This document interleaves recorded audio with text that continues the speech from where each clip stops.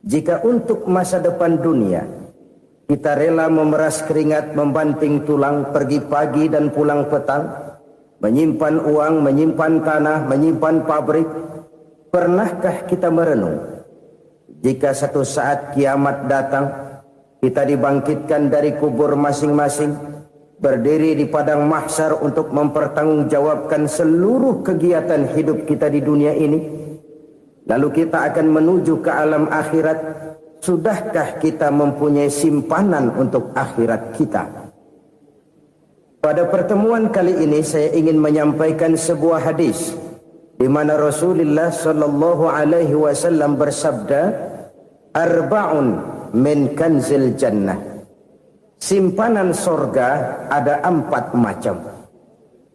Yang pertama, ikhfa'us sadaqah, menyembunyikan sedekah.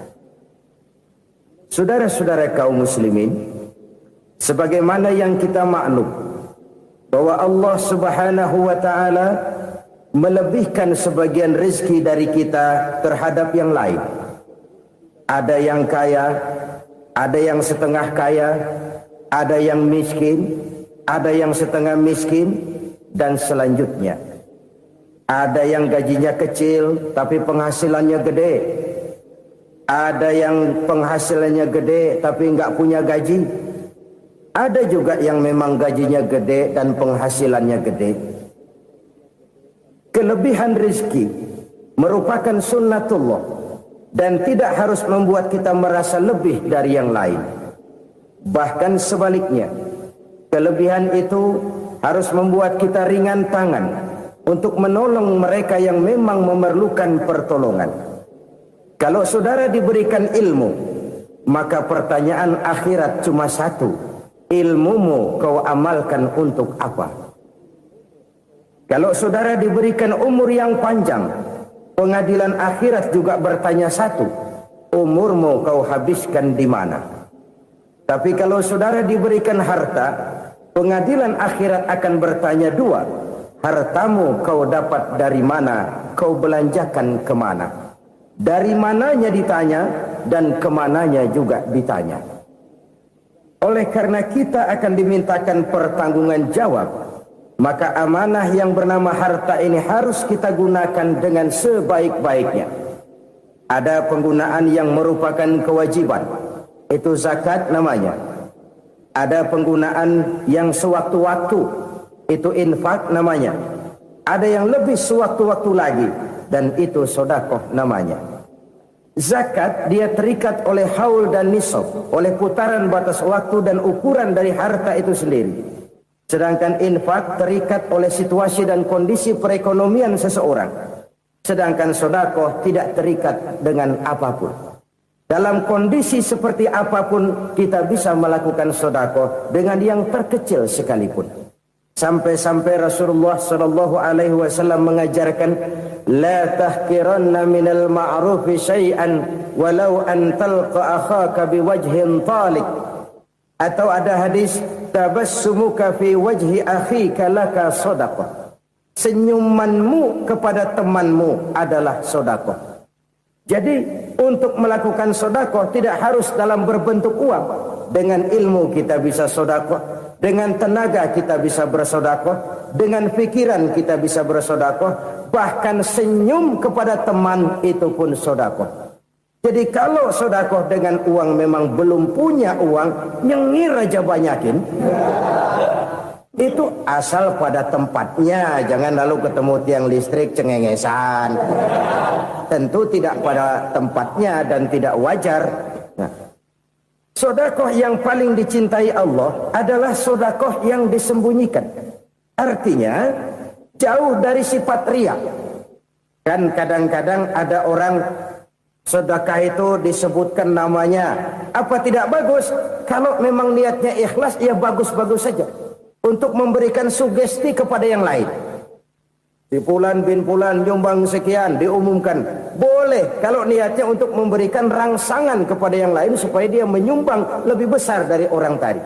Tapi kalau itu mendatangkan riya, maka sedekah yang paling dicintai Allah adalah sedekah yang disembunyikan. Tangan kiri saja tidak tahu apa yang diberikan oleh tangan kanan. Sedekah yang dilakukan dengan ikhlas akan merupakan perbendaharaan surga, tersembunyi dari pandangan orang lain, tidak seorang pun tahu. Karena memang sikap yang baik adalah melupakan kebaikan dan mengingat kesalahan. Itu salah satu ciri orang bahagia. Orang yang selalu mengingat kesalahannya dan berusaha melupakan segala kebaikannya. Kalau dia akan berada kebaikan, dia tidak bisa ikut, dia merasa rugi karena dia merasa belum pernah berbuat baik. Tapi kalau akan melakukan kesalahan baru, dia ingat kesalahan yang sudah-sudah, sehingga terhalang baginya untuk melakukan satu kesalahan baru.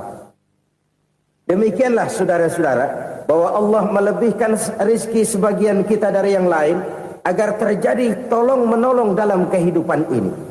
Jadi kesenjangan yang nature, kesenjangan yang alami, itu sunnatullah. Ada yang kaya, ada yang miskin, ada yang kelas menengah. Nah, kenapa lalu sekarang kita berusaha mengentaskan kemiskinan? Oleh karena adanya kesenjangan struktural. Kalau yang kaya bisa semakin kaya, kenapa yang miskin tidak bisa naik jadi ikut sedikit kaya? Sebab pada dasarnya Islam adalah agama yang sejak turunnya sudah berupaya memerangi kemiskinan. Bahkan dikatakan kemiskinan itu mendekatkan kepada kekufuran. Orang kalau miskin udah dekat banget sama kafir. Gampang menjadi kafir. Berapa banyak saudara-saudara kita yang oleh karena soal perut, oleh karena soal materi, terpaksa meninggalkan dan menanggalkan akidahnya. Menjual petunjuk yang diberikan Allah dengan kesenangan dunia yang cuma sebentar ini. Na'udzubillah, thumma na'udzubillah. Jadi makin kita sembunyikan satu sedekah, semakin banyak perbendaharaan kita di surga. Sedekah yang paling dicintai Allah adalah sedekah yang disembunyikan. Malahan ada seorang sufi, dia punya kebiasaan kalau pergi sholat Jumat dia bawa uang, itu uang dia taruh di bawah tikar masjid. Dia niat sedekah kepada siapa saja yang nemuin itu duit. Maksudnya apa? Supaya yang nemuin nggak tahu siapa yang punya duit. Demikian dia saking ingin menyembunyikan sedekahnya. Karena sifat ria itu bisa memakan amal kita sendiri. Ria itu termasuk menyebut-nyebut kebaikan kita. Orang yang suka nepuk dada, sedikit-sedikit ngitungnya kalau nggak gua. Tuh kalau nggak gua tuh. Tuh yang belas itu kalau nggak gua, kalau nggak gua. Iya kalau nggak lu kenapa emang? Orang yang suka menepuk jasad. Tuh, biasanya memang begitu saudara-saudara. Kalau perang lagi berkecamuk, orang nggak sempat ngaku jadi pahlawan. Tapi begitu perang selesai, yang kagak kenal bedil ngaku pahlawan. Mas. Itu sesuatu yang biasa. Oleh karenanya, orang-orang yang ikhlas dalam bersedekah, disembunyikannya sedekah itu, Allah cinta betul. Malahan ada hadis memberikan jaminan, inna sadaqatal mar'il muslimi tazidu fil umri wa tadfa'u mitatas su'i. Sesungguhnya sedekahnya seorang mukmin tazidu fil umri, bisa menambah umur panjang. Wa tadfa'u mitatas su'i, dan menyelamatkan manusia dari mati secara su'ul khatimah. Jadi siapa yang kepengen panjang umur, banyaklah sedekah. Yang bosan hidup, pelit terus. Sedekah menambah panjang umur dan menyelamatkan manusia dari mati secara su'ul khatimah. Pak, katanya umur itu nggak bisa ditambah, nggak bisa dikurangin. Kapan? Kalau ajal sudah datang. Wa idza jaa ajaluhum la yastakhiruna sa'atan wa la yastakdimun. Kalau ajal datang tidak bisa dimajukan, tidak bisa dimundurkan. Itu kalau ajal sudah datang. Tidak bisa lagi umur ditambah dikurangi, sudah datang. Tapi kalau belum datang, itu kan haknya Allah.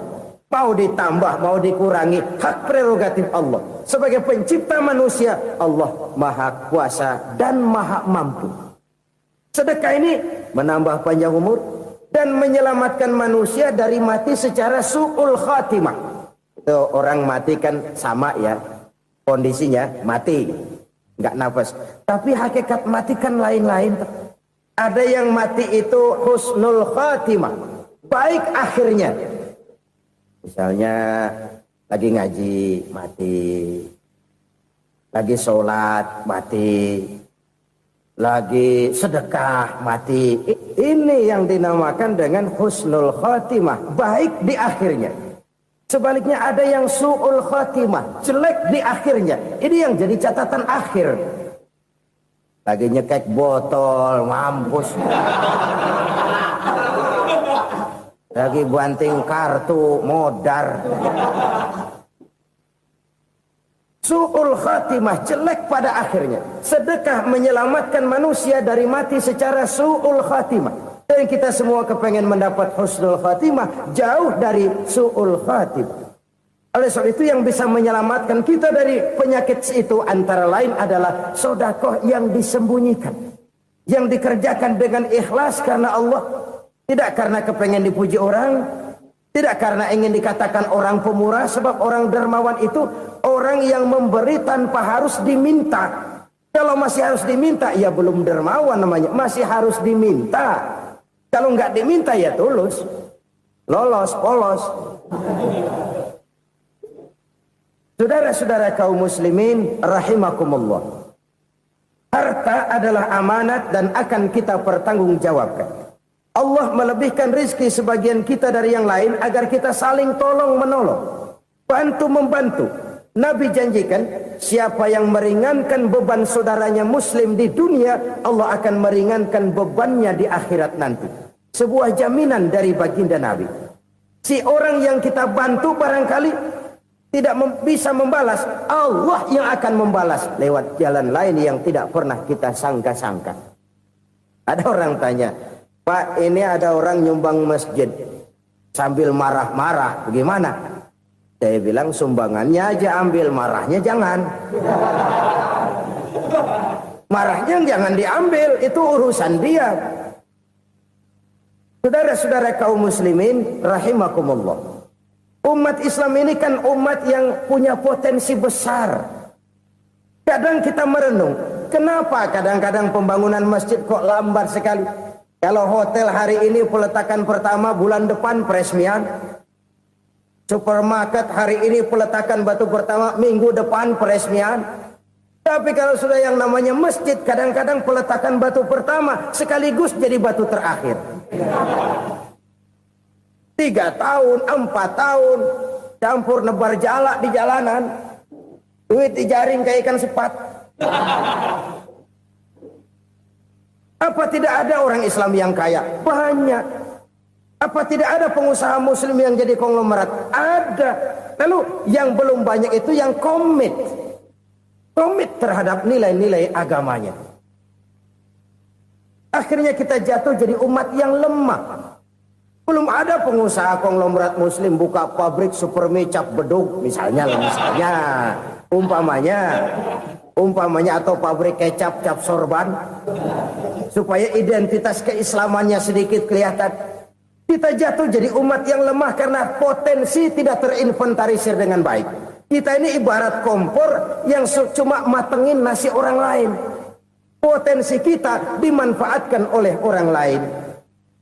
Ukhuwah Islamiyah kita baru terbatas kepada silaturahmi.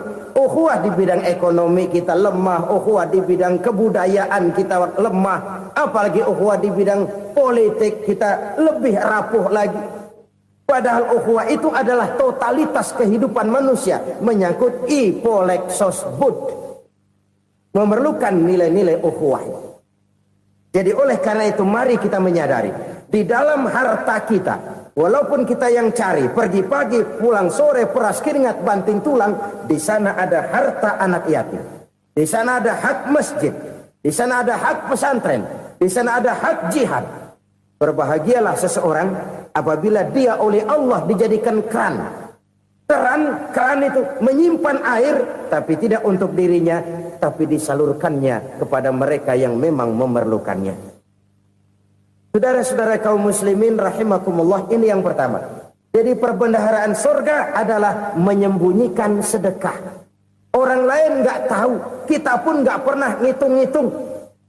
Kita anggap lewat begitu saja. Padahal itu deposit akhirat. Satu. Yang kedua, perbendaharaan surga itu apa? Wa kitmanul musibah, menyembunyikan kesulitan. Kadang orang takut menghadapi kesulitan. Tapi makin kita merenung, hidup ini kan sebenarnya urusan. Takut sama urusan ya jangan hidup. Tandanya orang hidup itu kalau punya urusan. Urusan melupakan problem. Problem sering menimbulkan kesulitan. Kesulitan bukan untuk ditakuti, tapi untuk diatasi dan dicarikan jalan keluarnya. Siapa sih orangnya yang gak pernah sulit-sulit? Makin tinggi status sosialnya, makin gede urusannya. Makin tinggi kualitas imannya, makin berat tingkat kesulitannya. Cuma memang yang namanya enak itu seperti pelangi. Biang lala itu gak pernah di atas kepala kita. Di atas kepala orang melulu. Lu sih enak lu, kata kita. Dia juga bilang, yang enak kan lu. Pelangi itu gak pernah di atas kepala kita. Kata tukang beca, aduh enak ya naik Mercy. Kata tukang beca, apa yang di dalam mobil Mercy? Aduh enak bener tukang beca. Di jok ngeringkuk, ngorok pulas bener. Saya kamar pakai AC, sejuk, tempat tidur sutra, empuk, alga, spring bed, gula kulik, nggak bisa pulas kalau belum minum Valium, belum tidur. Enak bener tukang beca, di jok ngorok nggak tahu wetan kulon. Si tukang beca bilang yang di Mercy enak, yang di Mercy bilang tukang beca enak. Inilah enak, nggak pernah di atas kepala kita, di atas kepala orang lain melulu enak itu. Nah, saudara-saudara, yang merupakan perbendaharaan surga itu orang yang bisa menyembunyikan kesulitan. Baik pribadi ataupun rumah tangga. Nih terutama rumah tangga yang jadi soalnya. Kadang-kadang kita ini kalau senang, sebaliknya. Kalau senang kita diam. Kalem aja, cuek. Banyak banget duit kita, bawaan diam aja udah. Malah ketemu orang takut. Tapi begitu susah, sekampung tahu. Padahal Nabi mengajarkan perbendaharaan surga itu menyembunyikan musibah, menyembunyikan kesulitan. Kalau enak, cerita sama orang-orang. Kalau nggak enak, rasain sendiri, tekan sendiri, atasin sendiri. Kita kan sebaliknya. Senang kita diam, asal lagi susah, paling tidak kita nyari teman buat cerita kesusahan. Siapa orangnya yang nggak pernah susah? Cuma soalnya bagaimana kita mengatasi kesusahan itu sendiri. Begitu juga misalnya kalau orang sudah berumah tangga, itu orang tuanya harus menjadi tempat dia cerita yang enak-enak saja. Yang nggak enak rasain berdua, selesaikan berdua, atasin berdua. Jangan dibalik. Asal senang diam, giliran susah saja. Maknya laporan. Terbalik. Bisa menjaga security informasi. Maka nama bayam keluar diam, malah seluitan. Enak amat lo makan daging ayam. Security informasi. Saudara-saudara kaum muslimin rahimakumullah. Ujian yang terberat itu yang pernah diberikan kepada para nabi, para rasul, para aulia, para ulama. Makin tinggi keimanan, makin berat bentuk kesulitan. Ayo saya kemukakan satu contoh saja. Ada seorang nabi yang kaya. Nabi kaya. Namanya Nabi Ayub. Iblis kalau orang begini kan keki. Ibadahnya rajin, kaya. Nih yang kayak begini susah digodain. Kalau ibadahnya rajin, miskin, kali bisa disogok. Sini imannya mantap, ibadahnya rajin, kaya, nabi lagi. Oh, tapi namanya iblis nggak kurang akal. Laporan, Tuhan, kenapa iblis? Ya ini bahasa saya, bahasa Qurannya sih nggak gitu. Itu hambamu yang namanya Ayub, dia rajin ibadah cuma karena dikasih kaya aja. Coba kasih miskin dia, berhenti dia sembahyang. Ah, kamu bisa aja. Saya tahu Ayub itu hambaku yang ikhlas. Saya buktiin Tuhan, silahkan. Dibuktiin lah, iblis turun ke alamin. Yang mula-mula dia lakukan, dia rusak sawah ladang Nabi Ayub. Dia binasakan binatang ternak Nabi Ayub. Sehingga dalam waktu singkat, jatuhlah Nabi Ayub dari orang paling kaya jadi orang paling miskin. Beliau masih ibadah di mihrab dalam masjid. Datang iblis. Saudara Ayub, ya, lagi ngapain? Ibadah. Nyembah Allah, nyembah Allah. Oh, percuma. Kenapa? Tuhan yang ente sembah nih, dia udah bikin miskin ente. Sawah ladang ente hancur lebur, binatang ternak binasa. Sekarang ente jadi orang paling miskin. Ngapain nyembah Tuhan kayak begitu? Tekor. Udah berhenti dah ibadah, berhenti ibadah. Ini iblis sama Tuhan laporannya lain, yang dikerjakan kepada Nabi Ayub juga lain. Benar begitu iblis kata Nabi Ayub? Iya, sawah ladang saya habis, buras. Binatang ternak saya binasa, binasa. Saya miskin, bangpak. Apa jawab Nabi Ayub? Bukan innalillahi, ya, ini hebat. Alhamdulillahillazi a'tani wa akhza minni. Segala puji bagi Allah yang telah memberikan harta kepada saya dan sekarang mengambilnya lagi. Alhamdulillah. Allah yang ngasih, Allah yang ambil. Itu mah urusan Allah. Iblis cuman ibadah jalan terus, sujud lagi Nabi Ayub. Iblis seleher gondok banget. Dasar Nabi nggak mempan dia apa-apain. Miskin malah alhamdulillah. Allah yang ngasih, Allah yang ngambil. Jadi kalau kita tidak komit, kita tidak terikat kepada kaya, miskin, senang, susah, apa yang bisa bikin kita susah? Jadikan kekayaan, kemiskinan, jadikan senang, susah sebagai anak buah yang bisa kita atur. Jangan kekayaan ngatur kita, jangan kemiskinan ngatur kita. Kita yang harus mengatur mereka. Senang, susah, kaya, miskin, bahagia, sengsara, jadikan itu anak buah yang bisa kita atur. Kalau sekarang kita kaya, lain saat boleh jadi kita miskin, semiskin-miskinnya. Allah yang ngasih, Allah yang ngambil. Tenaga mana yang bisa menghalangi? Ibadah jalan terus. Iblis makin gondok. Dasar Nabi loh. Akhirnya apa? Nabi Ayub dikerjain, diberikan penyakit. Demikian fatal penyakitnya. Bayangin, udah miskin sakit. Masya Allah. Miskin sakit. Sakitnya nggak lama, kira-kira 16 tahun. Istrinya 3, 2 mental minta ceraiin. Ngerawatin laki bengek begini. Senang belum tentu, susah udah pasti nih. Cerai aja, cerai dah. Cerai. Tinggal satu Siti Rahmah yang setia menemani beliau. Sesetia-setianya hati perempuan. Satu saat Siti Rahmah bilang, "Bang, iya, abang kan Nabi, Bang. Lalu, namanya Nabi kan doanya jarang meleset, Bang. Maksud kamu minta kenapa sih sama Tuhan biar abang sembuh, baik dah, Bang?" Siti Rahmah, iya. Saya sakit berapa tahun sih dah? 16 tahun, Bang. Sebelum ini saya sehat berapa tahun? Ya kira-kira 60 tahun, Bang. Nah, coba ente banding-bandingin, Rahmah. Saya dikasih sehat 60 tahun, dikasih sakit 16 tahun. Sudah nggak sabar mau doa kepada Allah minta sembuh. Saya malu kepada Allah. Diuji dengan yang luar biasa seperti ini, tidak mengganggu stabilitas kehambaannya. Dia tetap menghamba kepada Allah Subhanahu wa ta'ala. Saudara-saudara kaum muslimin rahimakumullah. Kunci menghadapi kesulitan itu apa? Allah jelaskan dalam satu ayat, wa basyiris sabirin alladzina iza asabathum musibah qalu inna lillahi wa inna ilaihi raji'un. Gembirakan orang-orang yang sabar. Siapa mereka itu? Yang apabila mendapat musibah mereka kembali kepada keyakinan dasar. Segalanya dari Allah dan segalanya akan kembali kepada Allah. Ini konsepsi dasar dari sikap muslim dalam menghadapi berbagai kesulitan. Segalanya dari Allah, segalanya akan kembali kepada Allah.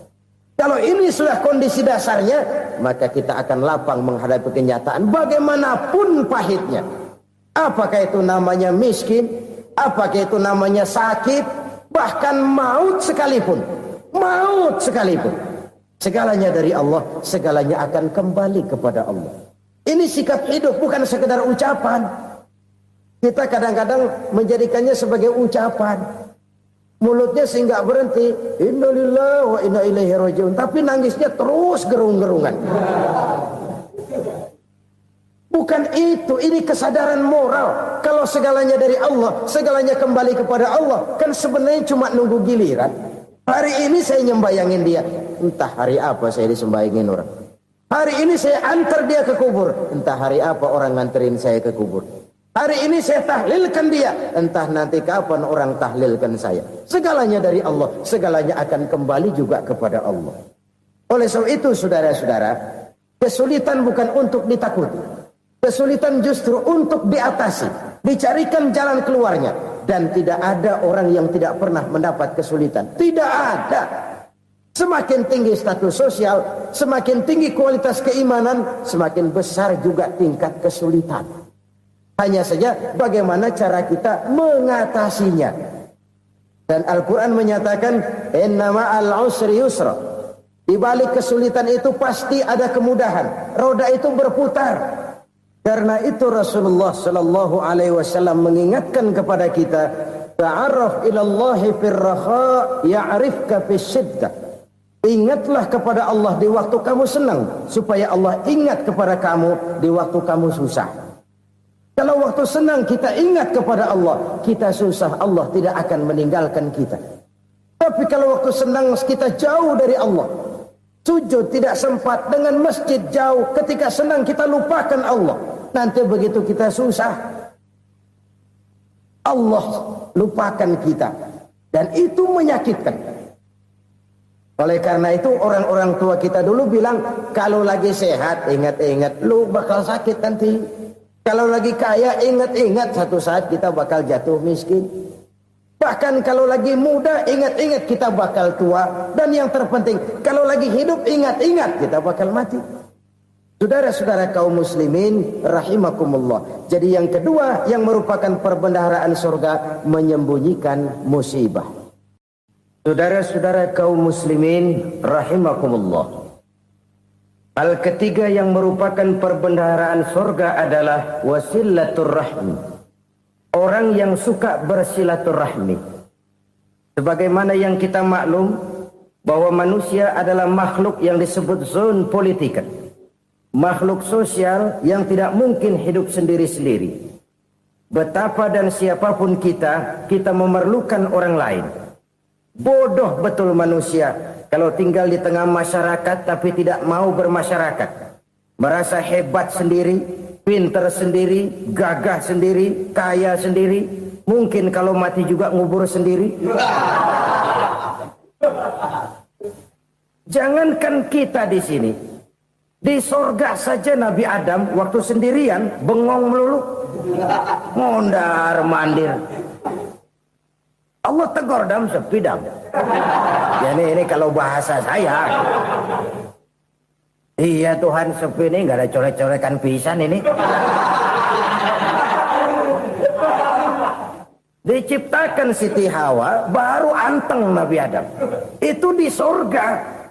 Cobalah. Umpamanya saudara tinggal di Jakarta nih. Kayak bener. Apaan aja di Jakarta punya saudara dah. Jembatan Semanggi ambil. Monas, Buntel bawa pulang. Hotel-hotel ambil semua. Cuman tinggal di Jakarta sendirian. Apa enaknya? Betapa dan siapapun kita perlu orang lain.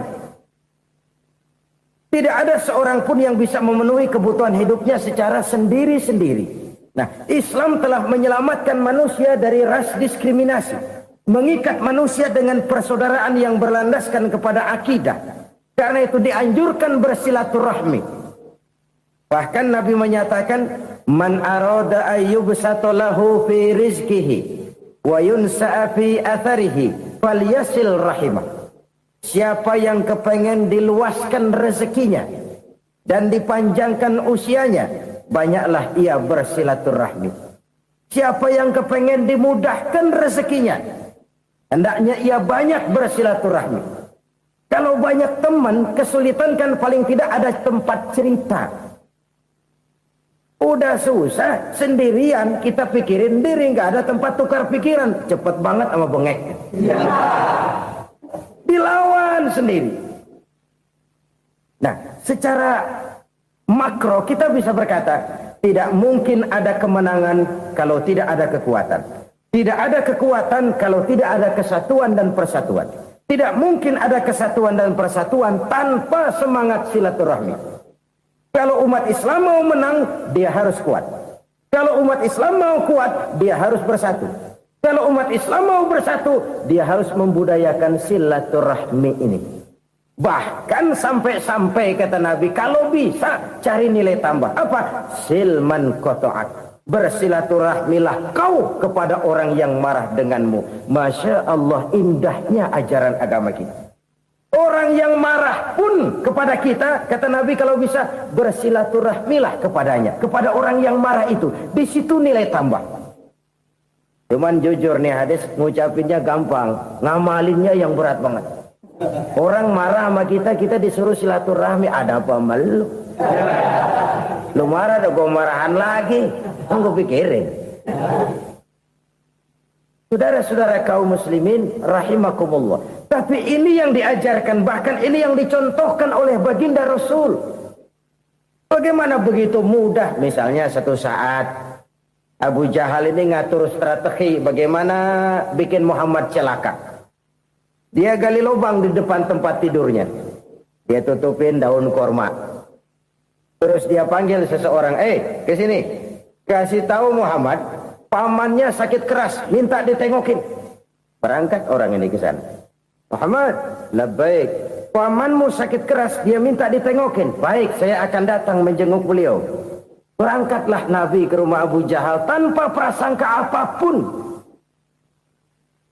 Abu Jahal udah pasang setil, selimut 3 rangkap setengah dipakai. Persis kayak orang meriang. Tapi sembari ngintip dari balik selimut. Begitu Muhammad buka pintu, nah, masuk perangkap nih. Muhammad jalan menuju tempat pembaringan. Makin lama makin dekat, makin lama makin dekat. Makin dekat ke lubang yang dipasang oleh Abu Jahal itu. Dalam hati Abu Jahal, terus dah jatuh, mampus dah lo ini. Mampus lo hari ini nih. Apa yang terjadi? Malaikat Jibril datang. Muhammad, pamanmu cuma pura-pura sakit. Di depan tempat tidurnya ada lubang perangkap supaya kamu jatuh ke situ. Sudah, kamu pulang. Balik kanan Nabi. Sudah hampir jatuh ke lubang, balik kanan, pulang. Bayangin kecewanya Abu Jahal. Muhammad dikit lagi, Muhammad dikit lagi. Enggak, paman, saya pulang aja. Emosi bangun dari tempat tidur, enggak sadar kalau lagi pura-pura sakit. Lompat ngejar Nabi, dia lupa dengan lubang yang dia gali. Serak, nyemplung sendiri ke dalam lubang.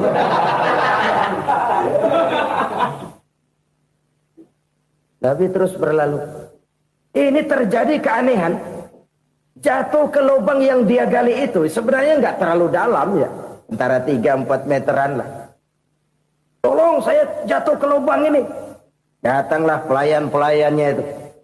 Angkat saya dari sini. Ngulurin tambang. Satu gulung, belum juga nyampe itu tambang. Kurang, beli lagi ke warung. Sambung, ulur lagi, nggak juga bisa sampai. Wah, ini kerjaan Muhammad ini. Tolong, siapa salah seorang kamu ke rumah Muhammad, kasih tahu encangnya kecebur. Minta ditolongin. Sampaikan kepada Rasul. Kenapa? Pamanmu jatuh ke lubang, Muhammad minta tolong diangkatin. Tambang udah nyambung-nyambung nggak nyampe juga. Ya, nanti saya datang, saya tolong. Coba. Nyata-nyata orang berniat jahat mau mencelakakan dia. Datang dia menolong. Ini yang disebut air tuba dibalas air susu ya ini. Bukan sebaliknya. Air tuba dibalas air susu. Paman, kecebur ya? Iya Muhammad, tolong ini. Pegang tangan saya. Nabi ulurkan tangannya. Nyampe. Dipegang oleh Abu Jahal. Diangkat ke atas. Sampai atas, apa kata Abu Jahal? Sihirmu memang hebat Muhammad. Udah ditolongin dikata sihir. Yang enak kita kemplang kan itu orang begitu. Urusan apa? Tapi inilah akhlak. Kalau bisa kamu bersilaturahmilah dengan orang yang marah kepadamu sekalipun. Orang marah kita tetap baik.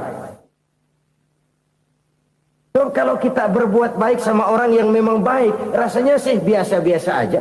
Orang baik kita baik lagi, ya draw aja, belum ada nilai tambah di situ. Baru ada nilai tambah kalau kita bisa berbuat baik kepada orang yang nyakitin kita. Itu namanya kita setingkat di atas dia. Dia sakitin kita, kita berbuat baik sama dia. Dia pelit sama kita, kita baik sama dia. Dia marahin kita, kita deketin dia. Di situ kita punya nilai tambah. Jadi siapa yang ingin diluaskan rezekinya, kata Nabi, dan dipanjangkan umurnya, hendaklah ia banyak-banyak bersilaturahmi. Sederhana sebenarnya silaturahmi. Tapi silaturahmi membangkitkan semangat kesatuan dan persatuan. Kesatuan dan persatuan melahirkan kekuatan. Dalam matematika, 1 ditambah 1 pasti 2. Tapi di tengah masyarakat, 1 orang takut ditambah 1 orang takut, hasilnya jadi 2 orang setengah berani. Kenapa setengah berani? Karena udah berdua. Tadi pan takut sendirian. Kalau dia kumpul turu-turu takut lah jadi berani. Kita yang lemah, kita yang tidak berdaya, kita yang miskin, kalau mau kompak bersatu, apa yang nggak bisa kita kerjain?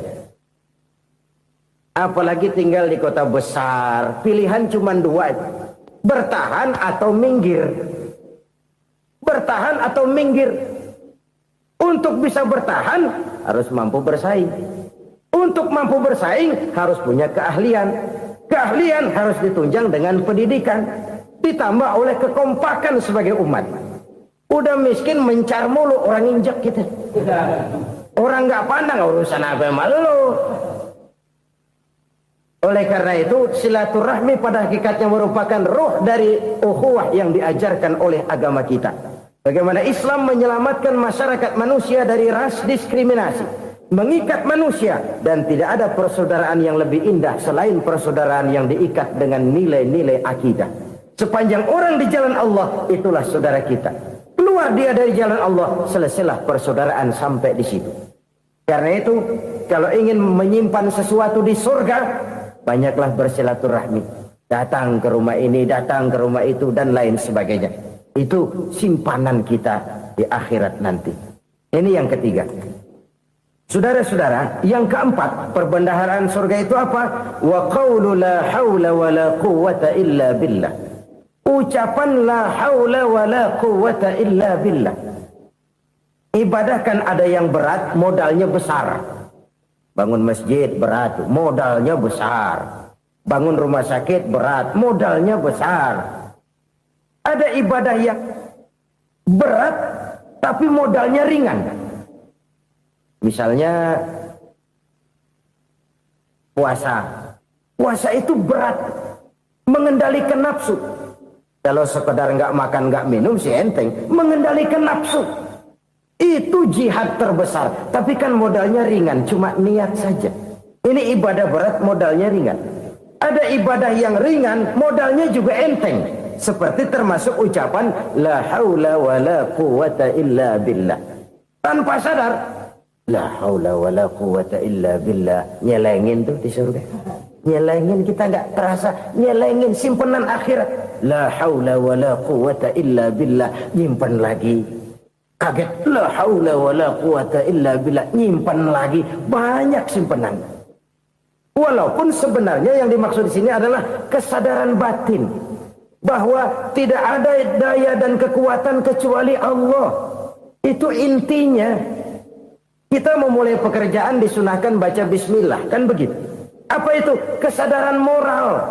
Bahwa ini saya bisa kerjakan. Saya kerjakan ini dengan menyebut nama Allah. Kenapa? Kalau Allah tidak memberikan daya dan kekuatan, mana mampu saya kerjakan ini. Maka saya kerjakan ini dengan menyebut nama Allah. Bismillah. Kesadaran moral. Manusia hanya wajib berusaha, tapi nggak pernah wajib berhasil. Banyak hal-hal yang kalau kita renungkan secara rasio, nggak mungkin tapi jadi kenyataan. La haula wa la quwata illa billah. Tidak ada daya dan kekuatan kecuali bagi Allah semata-mata. Kesadaran moral akan kelemahan dan keterbatasan makhluk bernama manusia.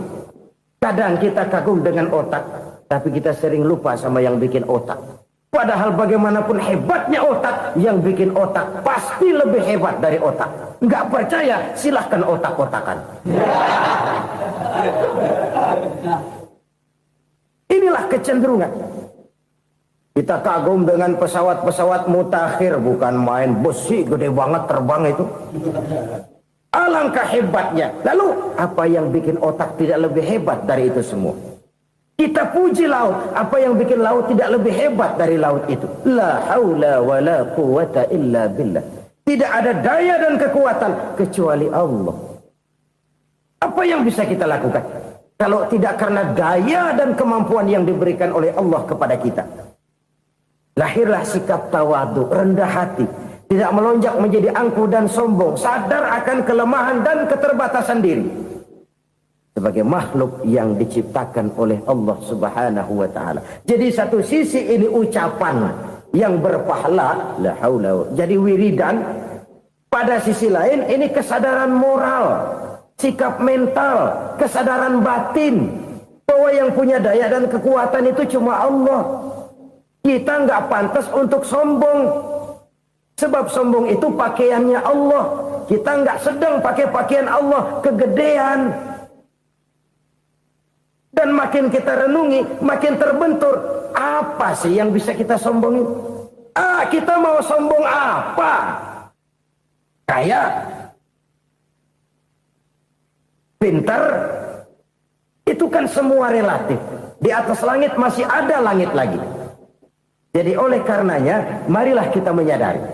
Manusia hanya wajib berusaha, tapi tidak pernah wajib berhasil. Yang berusaha saja tidak wajib berhasil, apalagi yang tidak berusaha. Islam bukan agama orang pemalas yang selesai sholat lalu enggelohom, enggelenggem ayem-ayem. Tapi Islam bukan agama orang sombong yang setelah berusaha lalu tidak memerlukan Allah. Kita bisa saja bikin proyeksi, tahun sekian kita bakal panen besar menurut perhitungan otak. Tapi ada kejadian lain. Apa? Tikus ngambek. Habis itu dimakanin tikus, panen gagal. Proyeksi rasional gagal oleh tikus-tikus yang ngambek itu. Bisa saja terjadi. Tahun depan kita panen besar, urung. Kenapa? Musim panas panjang. Dan sekarang ini koran-koran bikin berita musim mengalami penyelewengan. Bukan cuma manusia yang nyeleweng sekarang. Musim pakai nyeleweng. Mestinya kan musim hujan udah selesai. Masih hujan-hujan juga. Musim. Nah sekarang kita boleh bikin proyeksi. Kita bakal panen besar. Tahu-tahu musim panas panjang. Sawah retak, air kering. Cari teknokrat yang paling botak. Suruh pendekin tuh musim panas. La haula wa la quwata illa billah. Inilah kesadaran moral. Saudara, saya teringat satu saat ada seorang konglomerat. Umurnya ya kira-kira 70-an. Satu saat dia ditanya oleh wartawan, "Pak, umur Bapak berapa sih?" "Ya paling 10 tahun." 10 tahun? 10 tahun? Anak Bapak berapa orang? Aduh. Satu saja? Satu. Harta Bapak berapa? Ya paling-paling bangsa 7 juta kali. 7 juta? Iya. Pak, kenapa Bapak bohongi saya? Bapak punya buku biografi. Koran-koran, majalah-majalah banyak memuat cerita riwayat hidup Bapak. Saya tahu umur Bapak 70. Kenapa bilang cuma 7 tahun? Saya tahu anak Bapak 8. Kenapa cuma bilang 1? Saya tahu harta Bapak miliaran, mungkin triliunan. Pabrik di mana-mana, bank di mana-mana. Kenapa bilang uang Bapak cuma 7 juta? Nah, kata si konglomerat tadi, kamu benar, nak, kamu benar. Umur saya kalau jumlahnya memang 70, nak. Cuman ingat-ingat saya, baru 7 tahun terakhir ini saya sujud. Baru 7 tahun terakhir ini saya berusaha dekat dengan Allah. Saya laksanakan perintahnya, saya jauhi larangannya. 7 tahun inilah rasanya yang ada nilainya di hadapan Allah. Yang 63 tahun matong, kelabu, kelem umur gue. Habis untuk maksiat, untuk munkarat. Maka ketika ditanya tadi, umur saya 7 tahun itu. Oh begitu Pak. Oh iya. Lalu anak Pak. Anak bapak kan 8. Kenapa bilang cuma 1? Nah, kalau jumlah hitungannya memang anak saya 8. Tapi dari 8 orang ini rasanya cuma 1 nih. Yang bakal jadi buah hati, belahan jantung. Pelanjut cerita, penerus sejarah. Bakal jadi anak soleh yang akan mendoakan saya. Cuma 1 rasanya anak saya ini yang bakal jadi buah hati saya. Besar-besaran saya. Yang akan mendoakan di kubur saya. Yang akan mendoakan di akhirat saya. Yang 7 orang mana, Masya Allah, yang atu tenggeng, yang atu nyekek botol mulu, yang atu nggak karu-karuan. Makanya saya bilang 1 anak saya yang akan bisa mendoakan saya. Oh begitu Pak. Iya. Nah harta Pak, harta Bapak kan triliunan, pabrik Bapak di mana-mana, uang Bapak hampir di tiap bank-bank besar. Kenapa bilang cuma 7 juta? Betul kau nak. Harta saya kalau jumlahnya memang miliaran, triliunan mungkin. Tapi yang saya ingat baru 7 juta tuh yang saya belanjakan di jalan Allah. Saya nyumbang masjid, saya santuni yatim piatu, saya bantu pembangunan pesantren, saya bantu pembangunan rumah sakit Islam. Itu yang akan saya bawa pulang ke akhirat, yang 7 juta itu. Yang triliunan itu nanti akan diperebutkan oleh anak-anak saya sebagai waris saya. Jadi harta saya 7 juta itu yang bakal nemenin saya di akhirat. Yang akan saya bawa pulang jadi teman saya. Saudara-saudara kaum muslimin, jangan-jangan orang tua itu adalah kita-kita ini. Jangan-jangan kita-kita ini adalah orang tua itu. Jangan-jangan itu potret dari diri kita masing-masing. Dari sekian umur yang diberikan Allah, berapa tahun yang ada nilainya di hadapan Allah? Dari sekian anak-anak yang merupakan amanah, berapa yang akan mendoakan kita sebagai orang tuanya menjadi anak soleh? Dari sekian banyak harta yang diberikan Allah, berapa yang akan kita bawa pulang menghadapnya nanti, yang kita belanjakan di jalan Allah? Ini sebuah potret kehidupan. Karena itu kita kembali kepada la haula wa la quwwata illa billah. Kita wajib berusaha, kita wajib berikhtiar. Selebihnya, segala daya dan kekuatan hanya milik Allah saja semata-mata. Satu kesadaran batin dari setiap pribadi muslim.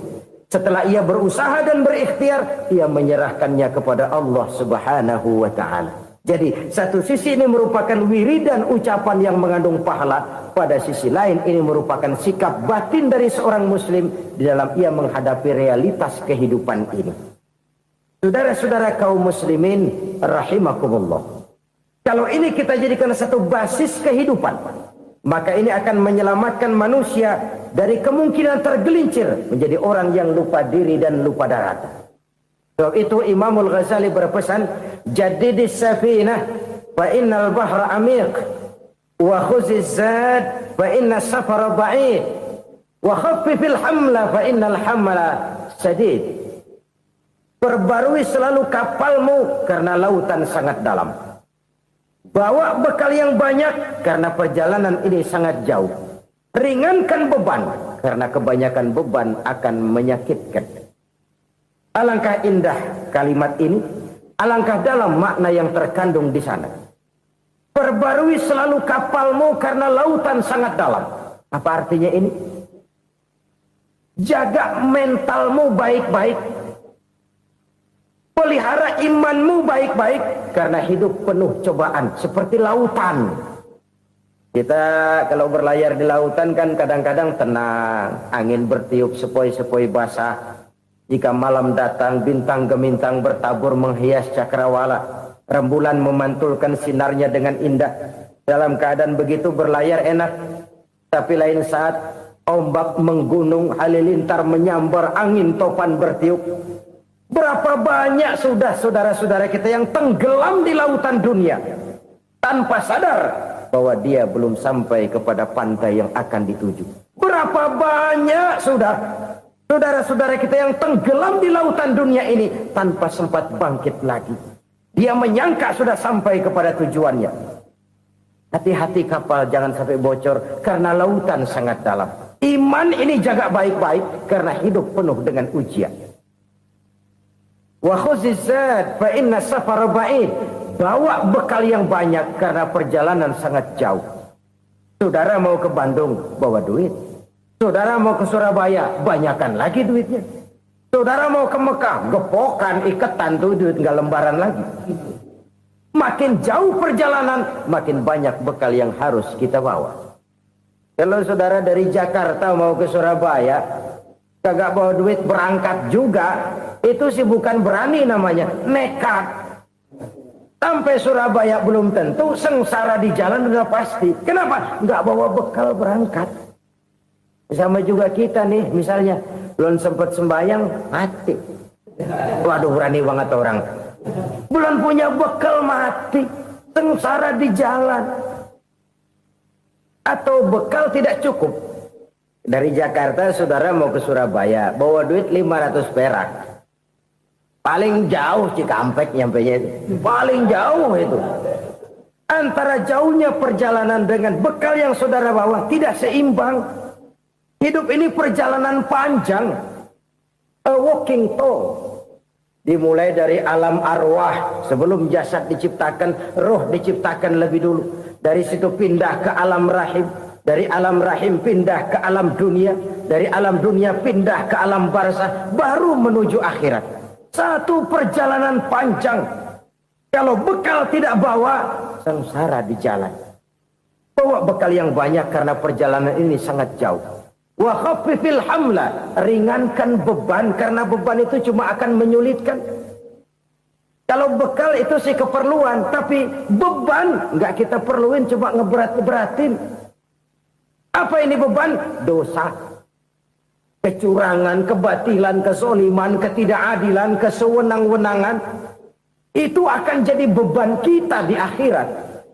Alangkah celakanya, perjalanan panjang, bekal tidak bawa, beban kelewat banyak, alamat sengsara di jalan. Pahala tidak ada, dosa berlipat ganda. Na'udzubillah, summa na'udzubillah. Kalau kita rangkum nasihat Al-Ghazali dengan kisah si konglomerat tadi, kita akan mengambil kesimpulan. Pertama, bekal terbaik dalam menghadapi gejolak kehidupan ini tidak lain adalah iman. Yang kedua, pahala dan dosa. Dua hal kontroversial. Pahala adalah bekal, dosa adalah beban. Tapi kita sekarang kan tidak begitu terangsang kepada yang abstrak. Orang berlomba mencari yang konkret-konkret saja. Yang real. Kalau memang dosa, benjol dong. Kira-kira begitu. Kira-kira begitu. Persis orang Yahudi dulu. Orang Yahudi itu kan pernah minta kepada Nabi Musa. Ya Musa, lan nu'mina laka hatta narallaha jahrah. Musa, kami nggak bakal mau beriman kepada Allah kalau belum kami lihat Allah ada nongkrong di depan kami. Kalau memang Tuhan ada, taruh dong di depan kami. Mau yang konkret-konkret saja. Kalau memang dosa, benjol dong. Kalau memang pahala, berasa dong. Orang terangsang kepada yang real, yang konkret-konkret saja. Karena itu, untuk mengejar dosa, orang mau bayar. Tapi untuk mengejar pahala, walaupun tidak bayar, orang segan. Ini yang dikatakan oleh Nabi, kamu mengharapkan ke surga, tapi kamu berat melaksanakan sesuatu yang bisa membawa kamu ke surga. Kamu ingin jauh dari neraka, tapi tiap saat kamu lakukan perbuatan-perbuatan yang justru menjerumuskan kamu ke neraka. Idda'aitum an-najata minan nar wa ramaitum fiha anfusakum. Kamu ingin selamat dari neraka, tapi kamu lemparkan diri kamu ke neraka. Kamu ingin masuk surga, tapi berat sekali kamu melakukan perbuatan-perbuatan yang bisa menyampaikan kamu di surga. Saudara-saudara kaum muslimin, rahimakumullah. Jadi hal keempat yang merupakan perbendaharaan surga adalah la haula wa la quwata illa billah. Satu sisi ini merupakan ucapan yang memperberat timbangan akhirat. Pada sisi lain ini merupakan sikap hidup seorang muslim, kesadaran batin yang sangat dalam bahwa tidak ada daya dan kekuatan kecuali Allah. Dan itu kita simbolkan pada saat memulai pekerjaan dengan Bismillah, dengan menyebut nama Allah. Satu kesadaran moral, saya hanya bisa melakukan ini karena diberikan daya dan kekuatan oleh Allah. Lahirlah sikap tawadu, rendah hati, tidak melonjak menjadi angkuh dan sombong. Saudara-saudara, sampai sini dulu jumpa kita kali ini. Semoga 4 perbendaharaan surga ini dapat kita lakukan, yang kelak akan merupakan bekal kita di kemudian hari nanti. Amin ya rabbal alamin.